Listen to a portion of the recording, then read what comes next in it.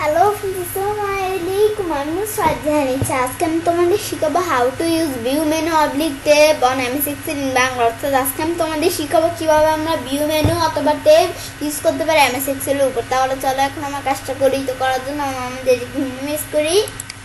Minimise করার পর আমরা আমাদের গুগল ক্রোম ব্রাউজারটা এখন আমরা আমাদের MS Excel ওপেন করি। ওপেন করার পর এখন আমরা কাজটা করার জন্য কি করব, তো আজকে আমি তোমাদের বলছি যে ভিউ মেনু কাজটা দেখাবো।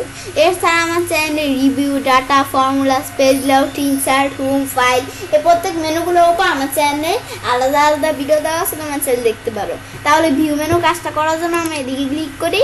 করার পর এখন আমরা আমাদের ভিউ মেনুর কাজটা করার জন্য তাহলে এখন আমাদের প্রথমে আমাদের এখন ভিউ মেনুর কাজটা করার জন্য কি করব, এখন আমরা ধরো এখানে লিখি 1 2 এভাবে আমরা ধরো কয়টা লেখা লিখলাম। বেশ পরে আমরা লেখাগুলো লিখে এভাবে টান দিই। বেশ টান দেওয়ার পরে আমরা উপর দিকে আসার পর আবার এই যে আমরা এভাবে লেখাগুলো টান দিই। বেশ টান দেওয়ার পরে আমরা আরো কয়টা ধরো টান দিই। বেশ আমরা বেশি করে টান দিলাম। টান দেওয়ার পর আমরা এখানে এদিকে আসার পরে এখন আমরা কি করবো, এখন আমাদের পেজটা নর্মাল, তাই নর্মাল দেওয়া তার আমরা যদি পেজ ব্রেক দিই পেজটা বেস করে এভাবে কিন্তু পেজ ব্রেক অনেক আসছে। বেশ পরে আমরা পেজ লেআউট, তাহলে পেজ লেআউট দিলে পেজ লেআউট সিস্টেমে আসবে। তাহলে পেজ লেআউট দিয়ে এখন কি যে আমাদের ক্লিক টু অ্যাড হেডার, আমরা চাই আমাদের হেডার অ্যাড করতে পারি। তাহলে আমরা যদি হেডারে লিখতে চাই, এর আমাদের 3 জায়গায় হেডারে লেখার অপশন আছে।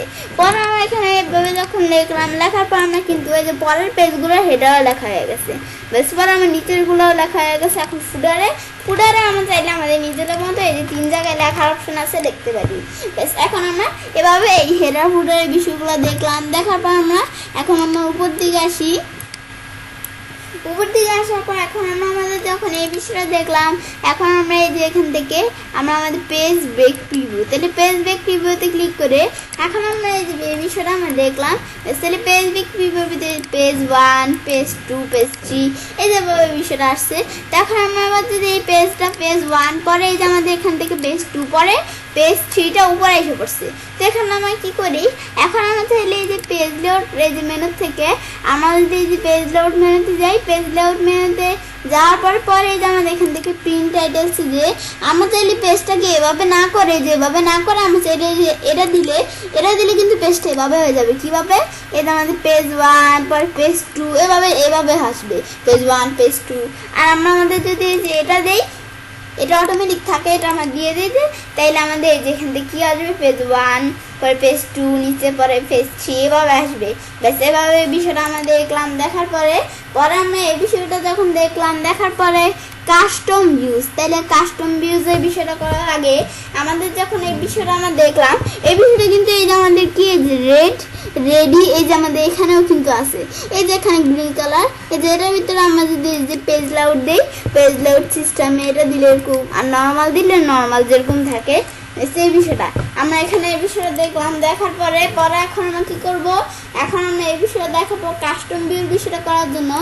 আমরা এখানে এই ভিউটা এতটুকু রাখলাম, ব্যাস এতটুকু রাখলাম ভিউটা, অথবা এই যে এতটুকু আমরা রাখলাম। রাখার পরে আর আমরা ধরো এই যে কী করলাম, আর আমাদের এই যে এখন আমরা কাস্টম ভিউতে যে আমাদের কী নাম দিলাম, এই যে আমাদের এখান থেকে ভিউজ, আমাদের ভিউর নাম ধরো কী দিলাম, ব্যাস এই যে আমরা ধরো এখানে আমরা ভিউর যে কোনো একটা নাম দিই, অথবা এই যে আমার প্রথমে অ্যাডে ক্লিক করে নিতে হবে, পরে নাম দিতে হবে। ব্যাস দিয়ে এখন ওকে দিয়ে পরে আমরা ধর আরেকটা ভিউ করলাম এরকম। বেশ দেওয়ার পরে আবার আমরা কাস্টম ভিউতে যাই, এই ভিউ আবার আমরা অ্যাডে ক্লিক করে এই ভিউর নাম ধরে দিলাম কি ডিভি। দেওয়ার পরে আমরা ওকে দিই। ওকে দেওয়ার পরে এখন আমরা যদি কী করি, এখন আমরা ভিউসের ভিতরে আমরা কোন ভিউটা শো করবো, আমরা যদি এটা দিয়ে আমরা অ্যাডে ক্লিক করে অ্যাড করতে পারি।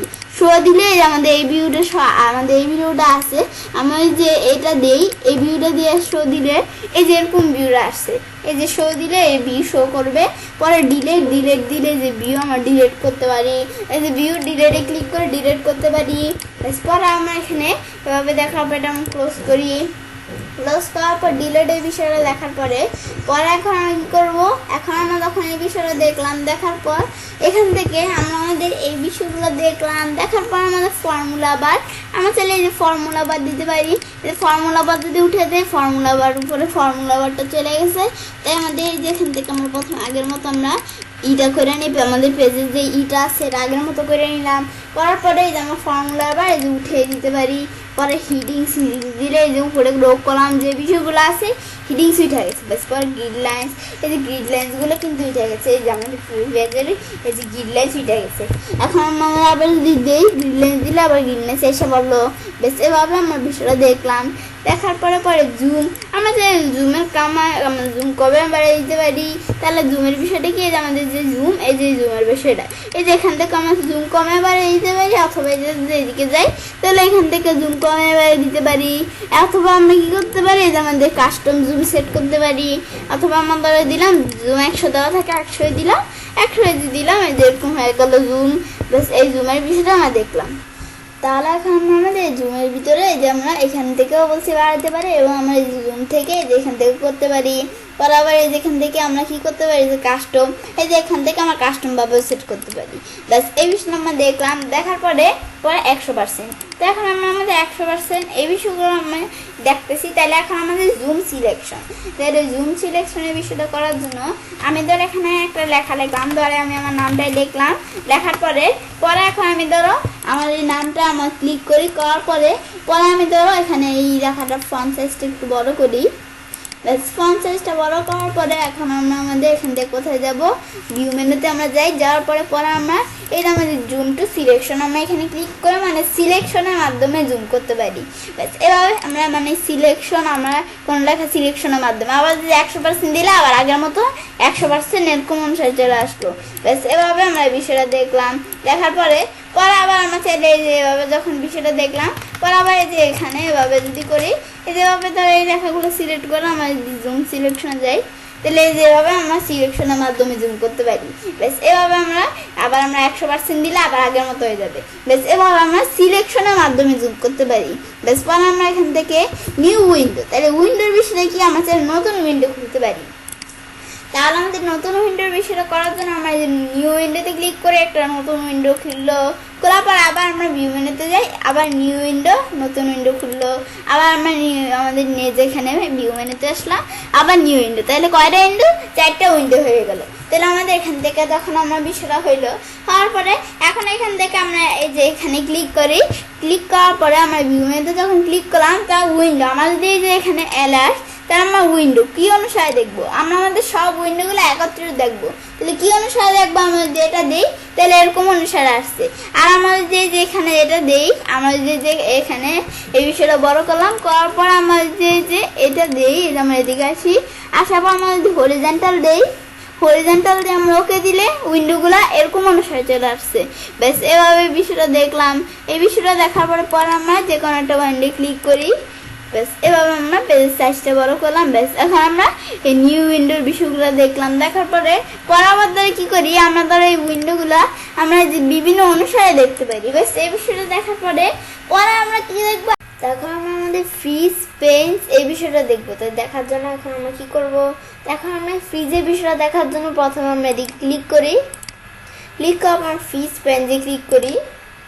বেশ ক্লিক করার পরে এখন আমরা আমাদের এই যে এই অনুসারে ফ্রিজ এসে এই যে এভাবে ফ্রিজ এসে বিষয়টা, এটা আমরা যেদিকে যাই তো এই যে একটা প্যান অনুসারে এভাবে ফ্রিজ এসে আবার আনফ্রিজ প্যান দিলে আবার আগের মতো হয়ে গেল। ব্যাস এই বিষয়টা আমরা দেখলাম। দেখার পরে আমরা এখান থেকে এখন আমরা কি দেখবো, এখন আমরা আবার এই যে ফ্রিজে যাই। এখন ফিস্ট আমাদের কি হবে, যে আমরা যদি ফিস্ট টপ রো দিই তাহলে টপ রো ফিস্ট হয়ে গেল। আবার আমরা ফ্রিজ আবার আমরা এই যে আনফ্রিজ পেন্সিল ক্লিক করে আবার আগের মতো। বাট এভাবে বিষয়টা দেখলাম। আর আমাদের এখান থেকে কি fridge first column, fridge first column দিলে ফার্স্ট কলাম ফ্রিজ হয়ে গেল। তাহলে আমরা যে এদিকে আসি, এদিকে আসার পরে যে ফার্স্ট কলামটা কিন্তু ফ্রিজে আছে। বেশ আবার যদি যে এখান থেকে আনফ্রিজে ক্লিক করে আবার আনফ্রিজ হয়ে গেল। বেশ এভাবে আমরা এই বিষয়টা দেখলাম। দেখার পরে এখন আমরা কি করব, আমরা যখন এই বিষয়টা দেখলাম, দেখার পরে স্প্লাইট আমরা চাইলে স্প্লাইট দিতে পারি। এই যে আমরা যে স্প্লাইটে ক্লিক করি তাহলে লেখা আমরা এই যে আমাদের স্প্লাইট হয়ে গেল, যে লেখা এই যে বাগ হয়ে গেল এবং আমার লেখা স্প্লাইট হয়ে গেল। বেশ এভাবে দেখলাম। পরে আমরা ওয়ার্কবুক যদি আমরা হাইড করতে চাই তাহলে হাইড দিলে ওয়ার্কবুকটা হাইড হয়ে গেল। পরে আবার আমরা যেখান থেকে আনহাইডে যাই, আনহাইড দিলে আমার যেই ওয়ার্কবুকগুলো হাইড থাকবে ওই ওয়ার্কবুকগুলো যে আনহাইড করতে পারি। বেশ এভাবে আমরা এই বিষয়টা দেখলাম। দেখার পরে পরে এখন আমরা কি করব, এখন আমরা আমাদের ভিউ সাইড বাই সাইডে ক্লিক করি। ক্লিক করার পরে আমার সাইড বাই সাইড ভিউ এলো। ব্যাস এভাবে আমরা এই যে সাইড বাই সাইড ভিউ করতে পারি। ব্যাস পরে আবার এই যে আমরা যদি এখানে ক্লিক করি, এই যে আমরা যদি এই বিষয়টায় এই অপশনটা যদি আমরা ক্লিক করি, এই যে আমরা এই অপশনটা যদি আমরা ক্লিক করি, তাহলে কিন্তু এই যে দুইটা এভাবে কিন্তু দুইটাই হইতেছে। এই যে এখান থেকে আমরা এই যে আমার দুইটাই কিন্তু এই যে নিচে নামতেছে, উপরে উঠতেছে। এই যে এভাবে কিন্তু দুইটাই কি হইতেছে, মানে দুই ওয়ার্কবুকের ভিতরে কিন্তু লেখায় যে নিচে উপরে নামতেছে, যে এইভাবে কিন্তু নামতেছে। আর আমাদের যে অপশনটা উঠিয়ে দিলে শুধু এই যে একটা ওয়ার্কবুকে, যে ওয়ার্কবুকে আমাদের ক্লিক করা আছে এই ওয়ার্কবুকে কিন্তু এই যে উঠতেছে নামতেছে, এবার এই বিষয়টা করতেছে। আর আমাদের যেটা দিই তাই দুই ওয়ার্কবুকে আমাদের লেখা উপরে নিচে নামবে। আর আমরা এই যে এই বিষয়টা যদি দিই, এই যে দুই ওয়ার্কবুকে লেখা উপরে নিচে নামতেছে। ব্যাস এই যে এভাবে এই বিষয়টা আমরা দেখলাম। দেখার পরে এখন আমরা কি করব, এখন আমরা এই বিষয়টা যখন দেখলাম পরে সুইচ উইন্ডো সুইচ করতে পারি। এখন সুইচ উইন্ডোর বিষয়টা দেখার জন্য আমরা কি করব, এখন আমরা বুক 1-এ ক্লিক করলে বুক 1 চলে আসলো। ব্যাস পরে আবার যদি আমরা এদিকে যাই, আমরা এটা দিয়ে এখানে আমাদের এমপ্লয়ি সেলস রিপোর্ট দিলে এই যে এমপ্লয়ি সেলস রিপোর্ট আসলো। পরে বুক 1 দিলে বুক 1-এ চলে আসলো। ব্যাস পরে এখন আমরা আমাদের এইভাবে আমাদের সুইচ উইন্ডোর বিষয়টা করতে পারি। ব্যাস এখন আমরা দেখবো ম্যাক্রো। তাহলে ম্যাক্রোর বিষয়টা দেখার জন্য রেকর্ড ম্যাক্রো, তাহলে আমরা ধরো ম্যাক্রো একটা নাম দিই। ধরো আমি ধরো আমার নামটা দিলাম। ব্যাস আমি ম্যাক্রোকে একটা নাম দিলাম, পরে কন্ট্রোল-A। তাহলে আমাদের ম্যাক্রো শর্টকাট কিটা দিতে হবে, তাহলে কন্ট্রোল-A দিলাম। ব্যাস পরে ম্যাক্রো ডিসক্রিপশন আমাদের যা লেখা দরকার লেখা আমরা ওকে। ব্যাস এখন আমরা ম্যাক্রোটা তৈরি করব। তাহলে এখন ম্যাক্রোটা রেকর্ড হইতেছে। তাহলে তৈরি করার জন্য আমরা এখানে লিখবো কি, তাহলে আমরা প্রথমে লিখে দিয়ে সেলস রিপোর্ট। সেলস রিপোর্ট লেখার পরে আমরা কি লিখবো, এখন আমরা এখানে লিখি কি লেখার পরে আমরা লিখি নেম। এখন আমরা সুন্দরভাবে লেখা নেই বিষয়টা। আমরা যে এদিকে ক্লিক করে এখানে আমরা লিখি নেম। লেখার পরে আমরা লিখি এখানে এরিয়া। লেখার পরে আমরা লিখি সেলস। পরে আমরা এই যে সেলস, পরে আমরা এখানে স্পেস দিয়ে আমাদের কি লিখি সেলস 20 টাকা। ব্যাস লেখার পরে আমরা এন্টার দেওয়ার পরে এখানে ইম্পের এই যে এদিকে আমরা এখানে ধরে কি লিখি, এখানে আমরা এখানে লিখি আমাদের এই যে এমপ্লয় লিখি। বেশ এটা আমরা এভাবে লেখার পরে আমরা সিলেক্ট করে আমরা টান দিই। টান দেওয়ার পরে নেম, তাহলে নেমের ভিতরে আমি ধরো কয়জন নেম লিখি।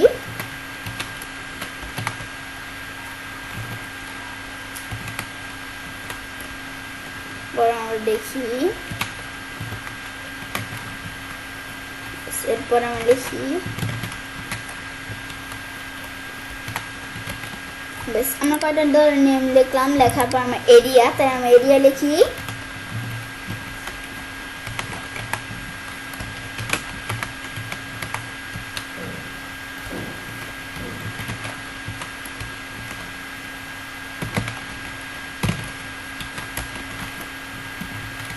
बस আমি ধর কয়টা এরিয়া লিখলাম। পরে সেলস কোয়ান্টিটি,